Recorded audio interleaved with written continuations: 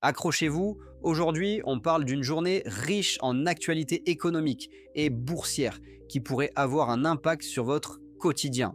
Tout d'abord, l'armée française s'associe à plus de 80 fonds de private equity pour soutenir le secteur de la défense, cherchant à attirer des investissements vers près de 4500 petites et moyennes entreprises. C'est un gros coup de booster pour l'innovation dans la défense. En parallèle, les grandes banques françaises comme BNP Paribas et Société Générale lancent une initiative avec des automates appelés Cash Services, permettant un meilleur accès aux distributeurs automatiques pour les clients dans plus de 1000 lieux, une vraie avancée dans le paysage bancaire. Du côté des États-Unis, les investisseurs sont un peu inquiets. Le régulateur des marchés impose une prudence extrême dans les dialogues actionnariaux, ce qui pourrait freiner certaines initiatives d'investissement. De l'autre côté de la finance, le fameux livret A en France retrouve une collecte de 1,2 milliard d'euros, même si son taux a baissé à 2,4%.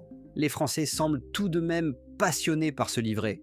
Dans un contexte européen, la montée en puissance de la technologie de paiement s'accélère avec Wero, qui s'associe à d'autres plateformes pour rivaliser avec les géants américains.